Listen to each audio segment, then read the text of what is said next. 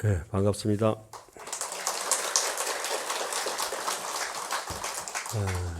오늘은 이 땅의 하엄시조 의상조사 탄신 1400주년 기념 특강 BTN과 이제 동국대 학술에서 마련하신 걸로 알고 있습니다.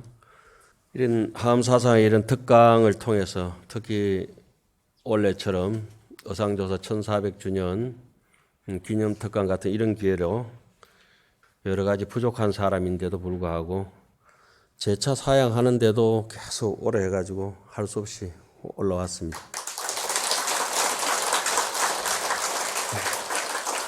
문득 하여튼 세종대왕께서 원인청강지곡 서두에 그렇게 말씀하십니다.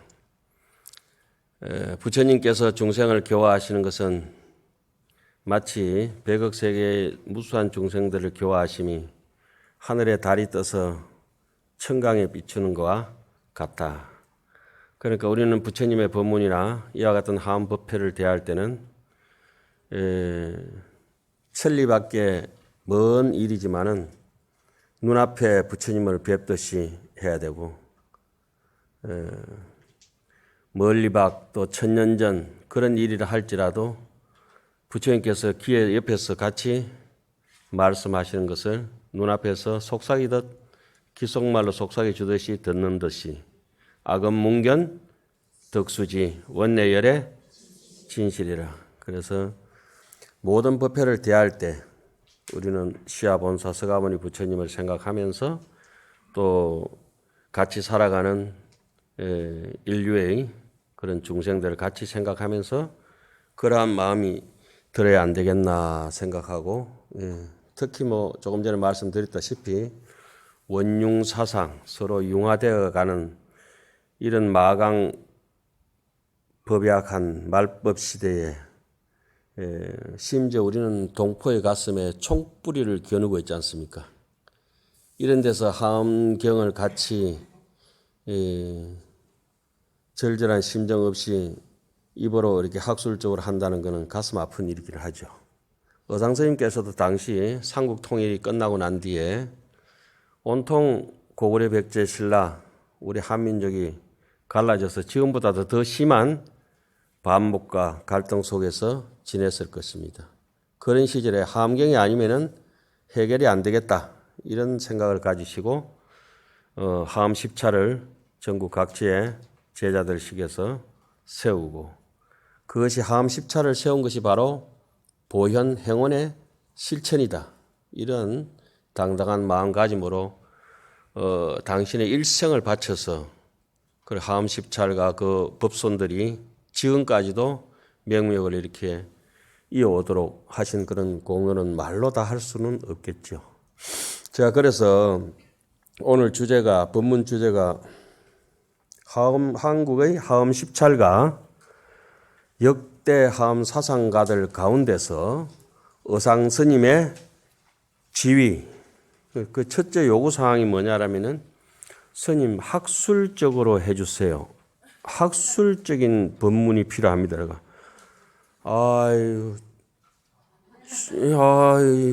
그럼 저는 해당이 안 됩니다. 저는 그저 경문이나 산중에서 읽고 또 읽었던 것을 반복해서 외우고 그리고 뜻도 모르면서 그렇게 하는데 그 엄청난 또 서울까지나 와가지고 해라 하니까 아이고 저는 못합니다. 제 차 고사를 하고 했는데 하여튼 어쩔 수 없이 그 서울 올라와서 이제 하게 된 인연에서 뵙게 돼 반갑기는 한데 저 같은 맹탕 같은 강의가 오늘 어떻게 도움이 될란가는 모르겠습니다만은 제가 할 수 없이 그러면은 의상스님께서 정말로 대선지식이고 대보살이고 살아있는 부처님처럼 나무 영삼불멸 학수상준처럼 불생불멸의 마음을 정덕하셨다면은 한 군데 가면 좀 배우지 않을까 싶어서 제가 며칠 전에 할 수 없이 의상대사의 출가지 경주 항복사에 삼청 석탑 앞에서 문득 가니까 갈 때까지는 별 생각이 없었는데 그거 땅바닥에 절한다는 거는 가니까 목마른 놈이 우물 판다고 그죠? 의상선생님 한마디만 일러주세요. 제가 아무것도 모르는 이 무식쟁이가 서울까지 가서 법문을 해야 되는데 어떻게 해야 됩니까? 그러니까 어이구 절 3번 끝나기도 전에 일어났는데 선생님께서 말씀하시는 거예요. 영화가 서울 가면은 내 이름 2자만 네가 가서 법문 풀어줘도 하루 종일 법문할 거 아이가? 알겠지? 냐 이러고 이제 얼마나 기쁘든지 의상스님 이름 2자만 가지고도 법문거리 오늘 하루 종일 앉아 있어도 1시간 아니라 넉넉하게 넘친다. 나머지는 네 몫이다는 거예요. 그래서 이제 늘 하음 10차례에서 살아오던 사람 입장이니까 뭐 당신의 의상선생님 법명 2자만 법자만 가지고도 충분하겠다 생각해서 이제 법문 준비 안 해도 되잖아요. 널널해가지고 그 다른 사람들한테 가글라 그래라. 하음 10차례 뭐냐고 물으면 저를 보세요. 잘 보세요. 요 있습니다. 그럼 뭐 아는 사람 알고 모르는 사람 모르기다. 이제 그렇게 말씀을 하셨어요. 그래서 탑 주위를 돌아보니까 아무도 없고 요즘 흐드러지게 핀 그 계란꽃, 개망초 꽃만 빽빽하게 우거져가 있는데 그래서 천년 석탑에 말 없지만은 무심한 들꽃이 피어서 매일 새꽃으로 이제 공양을 홀리고 그 길 옆에 있는 조금 외롭기는 하고 좀 황량하긴 한데 찔레꽃이 요즘 또 흐드러지게 피가 있고 그러니까 뭐 의상 선생님께서 평소에 그러셨거든요. 이 10차례 중에서도 특히 하음 10차례는 해당되지는 않지만은 반드시 제자들한테 참배해야 될 자리가 법손들에게 항복사, 부석사, 원주 비마라사 이 3절은 잊지 말고 계속 왕래하기 바란다. 이것이 이제 의상 스님의 유훈이셨어요. 그런데 왜 그런가 생각해 보니까 범어사 같은 데는 왕래 안 해도 번성하고 해인사는 그때 뭐 절이 없던 때지만은 번성하고 그렇죠? 하암사 이런 데보다 그 3절은 꼭 지금 보니까 항복사도 황량해져가 있고 비마라사도 흔적이 없고 부석사도 아름답기는 하나 석축과 무량수전만 법문하고 사람 법문은 뜸하고 요즘 하암법회는 신하암 10차례라면 제1번이 통도사 하암 살림 같고 그리고 이제 해인사사 하암경 독송 법회를 하니까 반갑기도 하고 그리고 뭐 여러 군데가 있습니다만은 그래 의상스님 그 항복사를 참배하고 난 뒤에 돌아서 의상스님이라는 분이 한 분 계시기까지는 수행을 할 때는 도량이 좋아야 되고 스승이 좋아야 되고 도반이 좋아야 됩니다. 의상스님께는 옆에 바로 옆에 지근거리에 분황사라고 하는 항복사 바로 옆에서 살살 걸어가도 1시간 남짓 걸리는 분황사라고 하는 원효스님께서 하암경 소를 해설서를 집필하셨던 분황사가 있지 않습니까? 항룡사지 바로 앞에 여기까지 왔는데 생각에도 없던 분황사 가서 또 원효스님 법문도 한번 들어야 되겠다 싶어서 또 쫄래 이제 분황사까지 니엇니엇 하는 해걸음에 갔어요. 가니까 전탑 앞에 신라 우물이 있는 거야. 신라 시대 때 돌 우물. 저 우물에서 원효스님께서 물을 길어 잡수셨겠구나 하고 우물 이렇게 제가 들어봐도 봤는데 탑전 앞에 음전하게 우물이 있어요. 그래서 이 분황사가 오늘까지 1000년이 넘었는데도 저래 허물어지지 않고 지탱하는 것은 원효 스님의 숨결로 분황사가 지금도 숨쉬고 있구나 이 생각이 드는 거예요. 그래서 우물가를 탑돌이 하듯이 뺑뺑 서성거리다가 이 천년 석정에 날마다 달빛이 비춰두고 달마다 보름달이 뜨고 그 항복사 삼청 석탑에 철철이 새꽃이 공양을 올리고 달빛이 공양을 올리고 꽃이 공양을 올리고 천년을 넘어서 사람이 이렇게 숨쉰다는 생각을 다 하니까 의상스님이 계셨기에 원효스님이 더 찬란할 수 있으셨고 원효스님이 계셨기에 의상스님이 더욱더 빛날 수가 있었겠구나 이런 생각이 듭니다. 원효스님, 의상스님께서 이렇게 서로 젊은 시절부터 노후까지 늙어서까지 같은 동수도반으로 지내면서 상지상덕이라 서로가 알아주고 서로가 이득되는 삶을 사시지 않았나 이렇게 짐작이 갔어요. 그러니까 법문할 게 없으니까 현장 답사를 해야 돼. 예? 현장 답사. 예. 그래서 천년의 사표가 되는 일은 정말 만만한 일이 아닙니다. 우리가 흔히 호랑이는 가죽을 남기고 사람은 이름을 남긴다는데 정말 천년 동안 그 이름이 유구장창하게 내려와서 유장하게 해자된다고 하는 것은 대단한 일이거든요. 그래서 우리가 의상스님 탄신 1400주기 이런 거는 만만한 일이 아니에요. 그래서 천년의 사표가 되는 것은 정말 대단하다. 그래서 흔히 이런 얘기를 합니다. 우리 하암경 추산신을 해석할 때 산이 있다. 산은 만덕고성이라 성계한적. 산신각의 예불 할 때 그래 합니다. 그건 하암경 소초에 청량국사께서 쓰신 말씀을 예불문으로 우리가 인용합니다. 40가지 덕이 높고도 수성한 것이 있지만은 그 40가지 덕에 대해서 내가 집착하는 바가 없으니까 성계한적이라. 자생이 전부 한적에서 그 억무소주 이생지심의 심정으로 내가 그 공덕을 대한다. 이게 이제 만덕고성 성계한적. 산이라고 하는 것은 지혜로운 사람을 상징해서 지혜로운 사람은 작은 돌도 포용하고 못난 나무도 포용하고 냇가도 포용하고 봉우리도 포용하고 이래야 산이 되거든. 지 똑똑한 체 하는 사람들은 요래저래 빼버리고 나면 평범한 사람밖에 안 되는데 수미산같이 높아지려고 하면은 못난 돌, 못난 흙까지라도 다 포용해서 써야 되거든요. 부처님같이. 그래서 명산이 되라고 하면은 그 산봉우리가 아름다운 것도 좋지만은 바위가 아름다워도 명산일 것 같지만은 수림이 우거져서 숲이 우거지고 계곡이 좋아도 설악산처럼 아름답게 보여서 명산일 것처럼 보이지만은 그러나 산이 그렇게 풍경이 아름답고 명산이 아니라 산에는 반드시 대찰이 있어야 된다.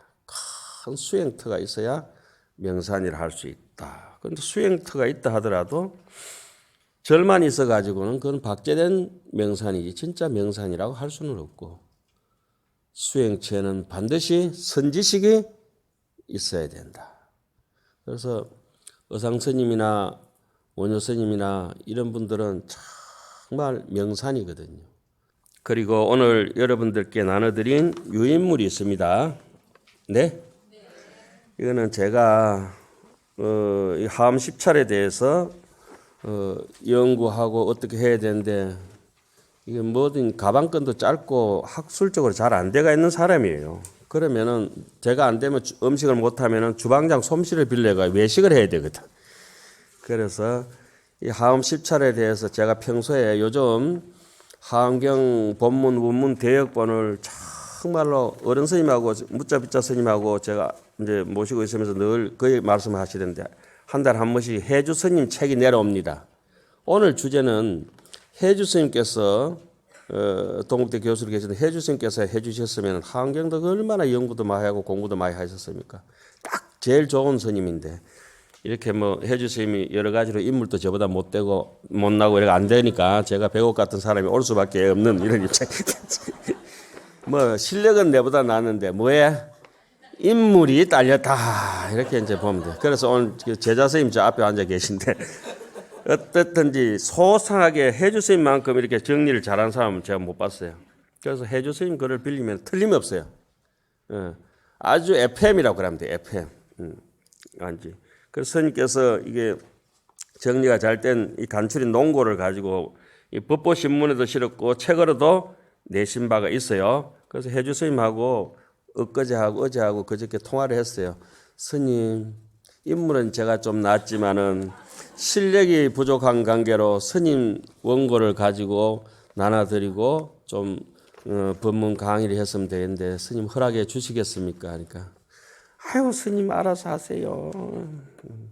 그래서 이제 오늘 여러분들 그거 한번 하음 10차례 있죠? 근데 시간이 부족하고 어떻게 해야 되나요? 한번 읽어봐야 되나요? 말아야 되나요? 한번 읽어봅시다. 그럼 빠르게 조금 읽읍시다.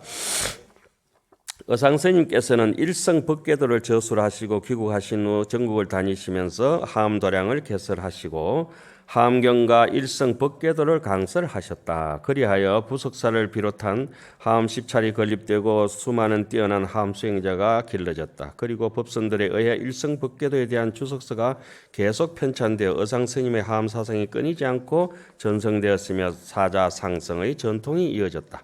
의상스님께서 하암 본찰인 부석사를 창건하기 전 맨 처음 건립한 사찰은 낙산 바위굴에서 청견한 간원보살을 모신 낙산사 홍련암이다. 절을 지을 때 산세를 살피어 머물렀던 곳이 지금의 의상대 자리라고 한다. 부석사 창건과 관련해서는 앞에서 잠깐 언급한 바와 같이 두 가지 설이 있다. 하나는 선묘 호범용이 변화한 부석의 도움으로 부석사가 하암도량이 되었다는 송고성전의 기록이고, 다른 하나는 문무왕의 도움으로 부석사가 창건되었다는 삼국유사의 의상 정교조이다.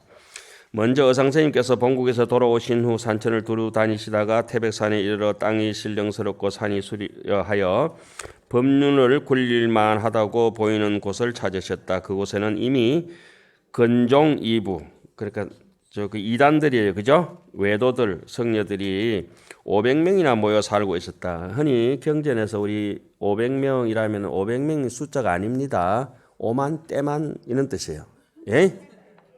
의상스님께서 대하음의 가르침은 복되고 선한 땅이 아니면 일어나지 못한다고 생각했다. 그래서 청량국사께서도 그렇게 얘기하십니다. 하암경을 부독하암경이면 보현행원품을 해석하시면서 소초에 말씀하시는데, 만약에 부독하암경이면 하암경을 읽지 않으면 부지 알지 못한다. 불부기라. 부처님께서 부기한 것을 알지 못한다. 이런 말씀이 있어요.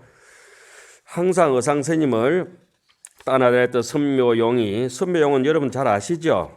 선묘낭자, 의상스님의 그 여인, 그 생각을 알아차리고 곧 허공 중에 대신변을 나타내어 커다란 바위로 변했어. 용이 바위로 변해서 일리나 제대로 가람 위를 덮고는 떨어질 듯 말 듯 하였다. 그 상황에 놀란 성녀들이 사방으로 흩어져 버렸다. 그래서 의상스님께서 2절에 들어가 겨울에는 양지 바른 곳에서, 여름에는 그늘에서 하암경을 강의하였었다. 이런 거 보더라도 뭐 사람들이 다 이렇게 하지만 우리가 묘틀을 잡을 때도 겨울에는 양지 바르고 여름에는 시원하면은 자송이 번창합니다. 그래서 동네 이장이라도 될라 하면은 논두렁 전기라도 타고 나야 되거든요. 이런 자리를 잘 찾아야 돼요. 하물며 하암경을 강설하는 자리겠습니까? 부르지 않아도 스스로 모여드는 사람들이 많았다고 한다. 하암경 입법개품 같은 경우도 마찬가지예요. 대단히 자비로워지고 엔트리 담바 27번째 간센보살을 53선지식 중에서 선제의 동자가 만나게 되면은 정치보살은 부르지 않아도 오시게 되어 있습니다. 그리고 덕생동자, 유독동료를 만나고 난 뒤에 선제동자가 선지식을 모실 마음 태세가 되고 나면은 미륵보살은 찾아가지 않아도 별철해라 다른 곳에서 미륵보살이 선제동자를 찾아서 오시게 됩니다. 그죠?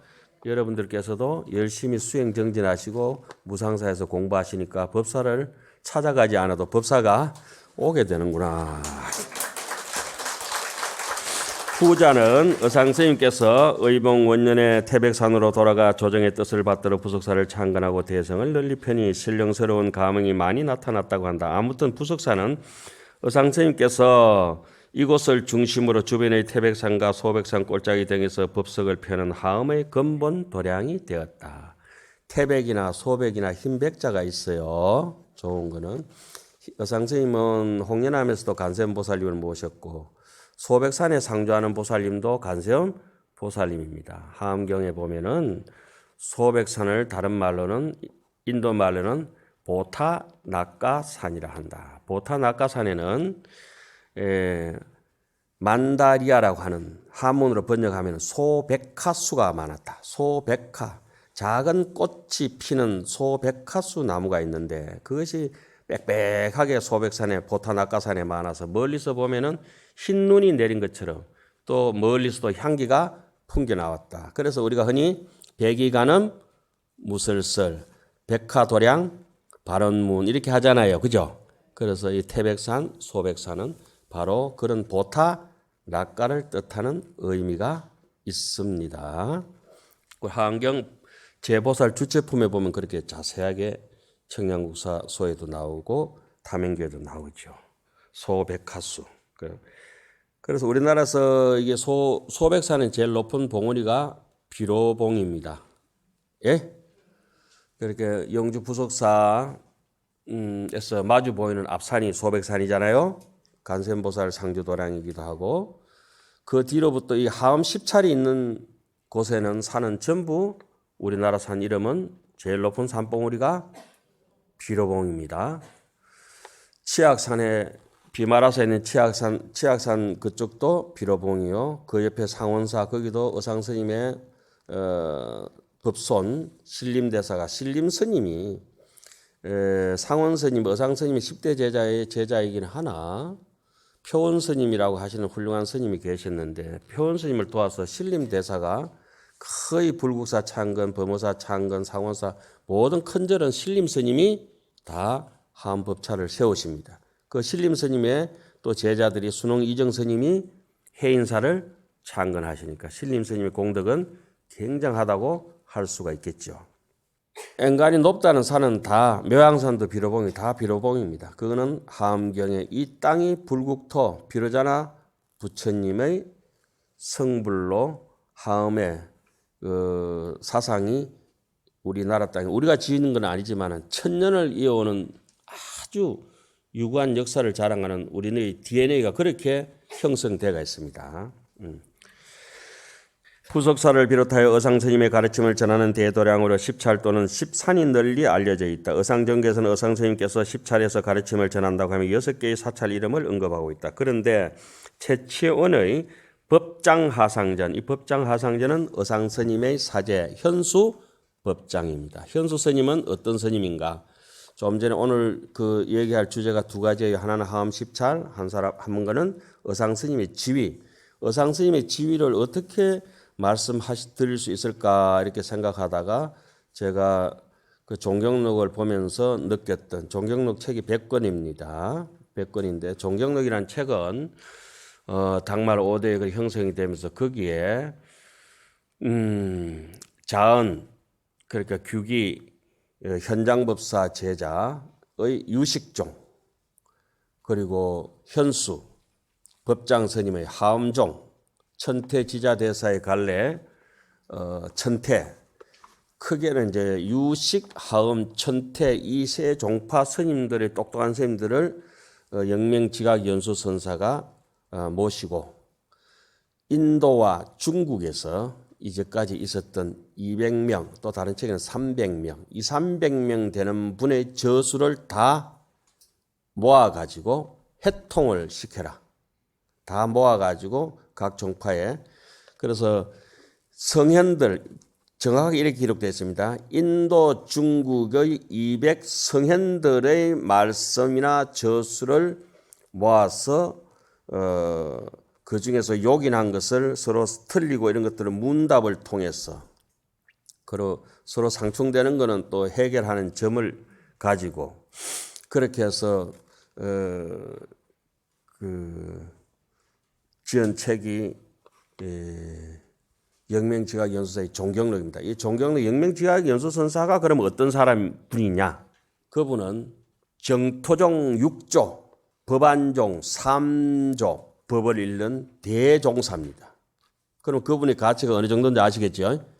그분이 세상에 제가 종경록을 읽다가 11권째 읽는데 얼마나 놀라서 뒤로 자빠질 뻔했냐면은 송고성전보다도 더 드라마틱하게 원효스님, 의상스님을 성인으로 받들고 있습니다.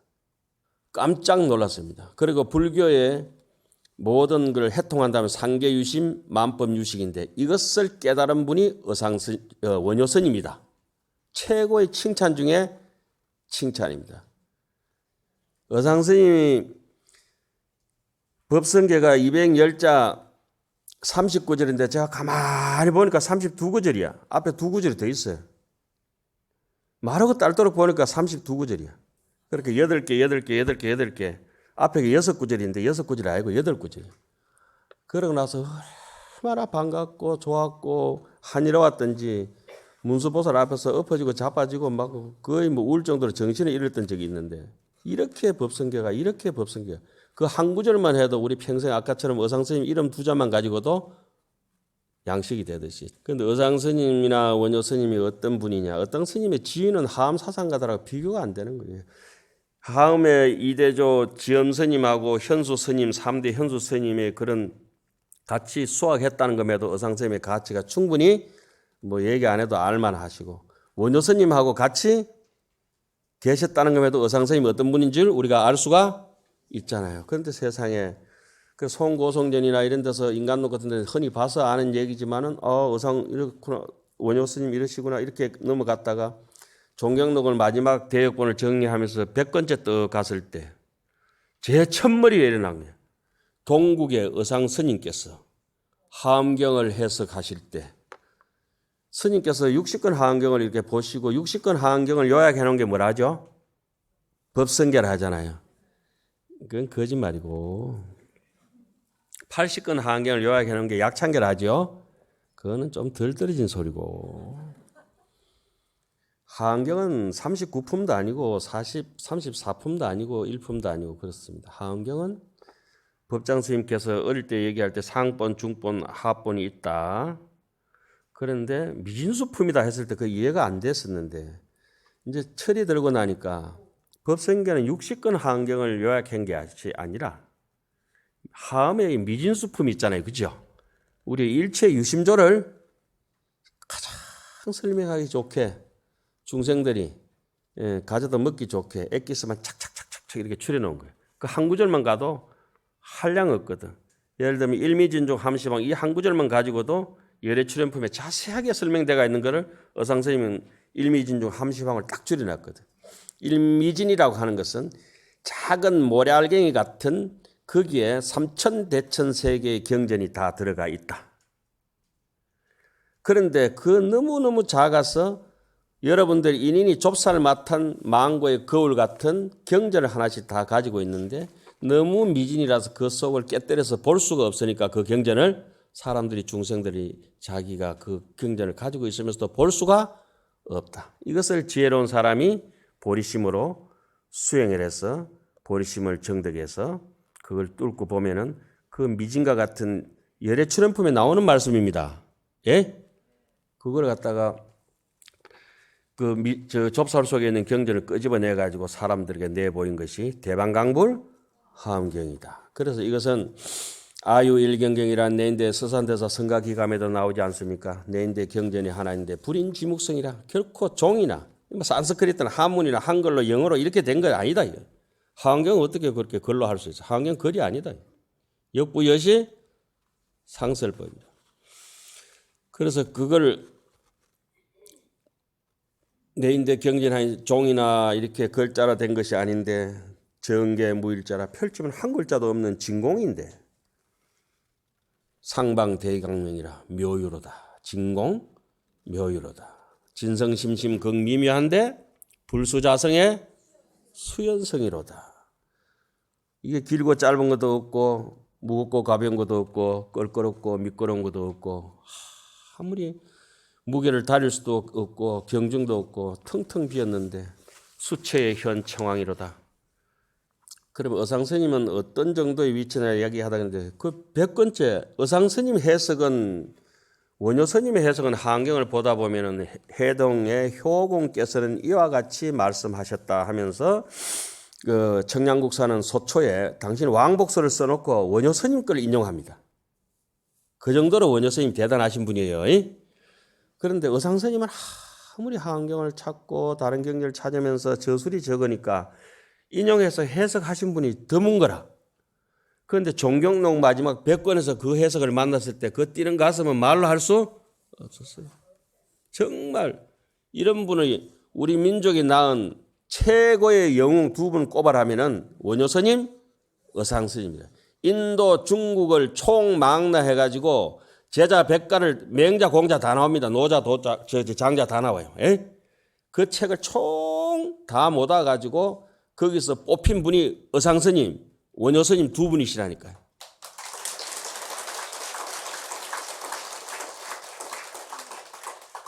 그 종경록이 그 제일 그걸 가지고 법문을 많이 하셨던 분, 종경록의 사상은 이겁니다. 결론은 종경록에서 주장하는 게 뭐냐? 선 쪽에서는 존숭 달마요. 달마 스님을 존숭한다. 그럼 교학에서는 최고 대빵을 누구라 하냐? 교존 현수라. 교에서는 현수 법자 하엄종을 최고로 친다. 그걸 갖다가 우리 요즘 최근자에 가장 걸출하신 조실 스님이 해인사에 계시는데 철스님, 성철 스님께서 백일 법문, 중도 법문 많이 하시잖아요. 그죠? 종경록이 가장 주장하는 게 도노 원수거든. 도노 돈수, 도노 돈수 원돈 그렇게 나옵니다. 도노 원수에 그걸 주장하는데 그 종경록을 의지해서 모든 법문을 펼치신 분이 성철 스님이십니다. 하여튼 의상 스님께서는 그 정도로 훌륭한 분이다. 이렇게 하고 넘어갑니다. 두 기력을 비교 종합하면은 부각 부석사하고 이런 절이 쭉 있어요. 막 그렇게 이제 나중에 읽어 보십시오. 그리고 오늘 이렇게 온 김에 제가 살던 해인사나 하엄사나 법원사 얘기는 조금 전에 제가 여러분들 모르게 하면서 좀 말씀드리는 것이고 거기에 대해서 이제 하엄경이라든지 이게 보리심이라든지 이런 것만 하고 이제 하엄 십차는 열어도 되겠습니까? 그럼 의상 스님만 그냥 대단하신 분이라 하면 되겠습니까?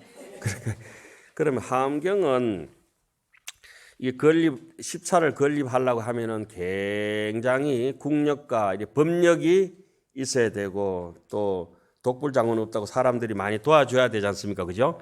의상 스님 혼자만 하신 것이 아니라 의상 스님께서 주출을 놓고 대들보가 됐다면 거기에 석가래도 필요하고 여러 가지가 필요하지 않겠습니까? 그래서 거기서 인인이 우리도 전부 다 여러분들께서 분이 있을 것이다 생각합니다. 부석사에 가면 무량수전도 아름답고 베를린 기둥도 아름답고 부처님도 아름답고 산세도 아름답고 다 좋습니다만 저는 유심히 보는 것이 그 신라 석축, 고려 석축을 봅니다. 그 돌이 정말 매끄리하게 해야 되나 매끄럽게. 그래도 제가 이렇게 말씀을 드리는데 경상도 사투리는 안 쓰잖아요. 임플란트를 서울서 했기 때문에 정확하게 제가 이게 표준말을 쓰지 않습니까? 그렇죠? 예, 입만 떼면 우리가 다 거짓말하고. 예, 그 석축을 보면은 큰 돌만 이렇게 쌓아가지고 다 살 수도 없는데 중간에 조그만 것이 끼워져가 있어요. 참 잘 안 되네. 그게 작은 돌은 큰 돌을 바치고 큰 돌은 또 작은 돌을 의지하고 서로가 서로 의지한 거 이걸 하엄 세진 묘원법에서는 각득 기소라 그래요. 네 잘났다 내 잘났다 할 거 없는 것이라. 꽃을 심으면 벌은 저절로 날라들고 이렇게 하엄경의 이치를 가만히 보면 하엄경은 보면 글을 보면은 다른 경전도 훌륭하지만은 하여튼 행복합니다. 사람이 어떤 화려하지는 않지만은 하엄경을 보면은 재미가 있어집니다. 그래서 하엄경을 2판 4판이라고 하는데 2사명년 무분별이라 그래요. 하엄경은 이치적으로 하엄경의 주제는 뭐라 하냐면은 여러분이 잘 아시는 구절 일체 유심조 이것이 이제 60권 하엄경에서는 정확하게 그 구절을 심불급 중생 시삼 무차별 심조 제열애라 이래 나옵니다. 심조 제열애 그게 일체 유심조예요. 심불급 중생 시삼 무차별 중생도 국토도 부처도 원흉에서 차별이 없다. 이것이 이제 하엄경의 이치적으로 하엄경의 주제고 그럼 하엄경의 실천 덕목은 무엇인가? 보현 행원이다. 하엄경의 실천 행원은 보현 행원이다. 그래서 신불급 중생 시삼무차별이 문수보살이라 한다면은 보현행원은 보현보살이라. 하안경은 전체가 보현경이라 해도 외람되지 않습니다. 보현삼매품도 있고 보현행품도 있고 보현행원품도 있죠. 그래서 뭐 제가 의상대사 그 항복사라는 그 출가하신 터에 가서 유심히 보니까 그 앞에 들판이 잔뜩 펼쳐가지고 있는데 이렇게 경지정리 해놓긴 했지만은 논두렁이 꼬불꼬불하고 밭두렁도 꼬불꼬불한 거라. 그래서 우리가 이런 법회를 하고 해양 중에서 보시 중에서 가장 좋은 보시가 법회라고 하안경 시피양품에 나옵니다. 법을 설하는 해상을 마련하는 것이 떡공양, 꽃공양보다 훨씬 더 좋은 것이라. 그래서 여러분들처럼 이렇게 사람들이 많이 모이는 것을 머리수를 채운다 하잖아요. 그죠? 이걸 한문으로 녹록이라 그래요. 녹록. 저 사람 녹록하지 않다 하잖아요. 그런데 여러분들은 녹록하신 분들이라. 어쨌든 이제 부석사를 먼저 세운 것도 가만히 생각하면은 뭐 그래도 이제 시절에 교통의 요충지가 아니었을까. 그러면 하안경의 보현행원은 어떤 게 보현행원인가? 입법개품에 보면은 제바닷다가 있습니다. 우리의 영원한 공공의 적 제바닷다.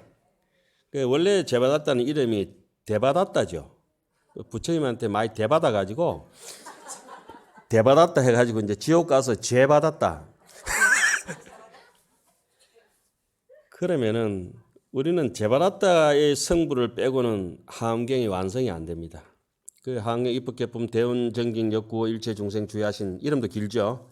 여러분들 외우려면 한 3박 4일 외워야 될 겁니다. 거기에 가면은 그때 선복태자를 죽이려고 했던 대신들의 우두머리가 있는데 그 사람이 대받았다. 지금의 저 대받았다다 이라거든. 저 사람들까지도 성불이 돼야 완성이다. 법화경에도 제바닷다 품에 나오잖아요. 그죠? 제바닷다 성불이어야 불교의 완성이고 우리 인생의 완성이다. 여러분들 중에도 되게 미운 사람이 잘 돼야 여러분들 인생이 완성입니다. 그리고 여러분들께 오늘 이제 하나 나눠드린 이제 시간이 없어요. 우리 어른 선생님께서 제가 말을 빨리 하니까 니 요번에 가면 말 천천히 해라 이랬는데 아닌가 했는데 주다 보니 나중에 뒤에 빨라진다 안 된다 이게. 여러분들께 하나 나눠드린 여기에 발언문이 있습니다. 요거는 공주 갑사 부처님 복장에서 나온 고려시대 발언문인데 의상 스님의 고족 제자 불국사 범어사 주지까지 하셨고 금강산 그 신림사 표윤사라고 이름 일컬어지는 표은대사 신라 왕자인가요? 그분의 발언문이 있는데 그 발언문을 읽다가 저는 감동도 잘해. 예, 감동도 잘하고 그런 게 있어요. 여러분 저기 세 번째 단에 보면은 어떻게 나오냐 하음행자는 어떻게 살아가야 되느냐는 대목이 나오죠. 여기 이거 단락이 3개 있지요. 이 마지막 위에 구절을 보겠습니다. 나중에는 시간이 없으니까 천천히 읽어보세요. 세상에 표운대사 글도 그렇게 드문데 부처님 복장 안에서 나왔어. 그래서 여러분들께 토를 지금 다 붙여드렸어요. 요거는 엊그제 제가 우리 대강백 스님 각자 성자 스님 예? 그러니까 스님께 스님 네가 그 해석이 다 될 건데 아니 그게 아니고 예, 스님 현토를 해놔야 정확하게 나중에 후대에 남길 수가 있을 것 같아서 무상서 선물이 그래야 선물이 저만이 됩니다. 이렇게 거래하도록 하겠어요. 이래가지고 당신께서 그래서 이게 현토를 우리나라의 뭐 명실공히 최고의 그런 대학자신 각자 성자 스님께서 해주셨어요. 그러니까 지금 우리가 하암경을 우리가 고맙게 생각해야 되는 것은 이 시대에 와가지고 탄허 스님께서 하암 합론을 다 번역을 하시고 소초까지 일일이 참고하셔가지고 중요한 부분에 해서 한글화시켜서 일반 공부하는 스님들에게 상당히 도움이 되셨고 그래서 자 오늘 이게 표운대사의 발언문을 마지막으로 해서 오늘 강의를 마치겠습니다. 큰 깨달음을 얻은 후에는 중생제도를 간절하게 하고 도생으로 위급절하야. 이게 제가 토를 때문에 이래도 못 드릴 건데 어른 선생님께서 꼭딱시 이렇게 글에 해놓으셨어요. 이 대목에서 제가 여러분들 눈물이 안 나면 사람이 아니에요. 이거는 불입어 열반이라 우리는 열반에 들지 않겠다. 나는 이게 하암사상입니다. 함사상은 열반에 드는 게 아니에요. 서입탁악세라. 맹세컨대 오탁악세에 저 못난 중생들하고 같이 살아가야 되겠다. 간세음보살님처럼 지장보살님처럼. 그래서 우리 어른 스님 무자부자 스님께서는 그렇게 말씀하시죠. 하안경에는 부처불자보다 중생이란 글자가 100배나 더 많고 1000배나 더 많다. 오직 하암행자는 주제가 중생이어야 된다. 그것이 의상스님이 하암십차를 세우신 뜻이 중생에게 있는 것이다. 그렇죠? 그래서 하안경 그 초발신공덕 보면 제일 마지막에 보면은 중생심행 가수지 국토미진 역여연 그래 나오는 대목이 있어요. 그 대목이 똑같은 구절이 하안경 입법개법 마지막 마칠 때 찰진신령 가수지 대중수 가암진 허군가령 풍각의 무능진설 똑같이 나와. 너무나 똑같이 나와.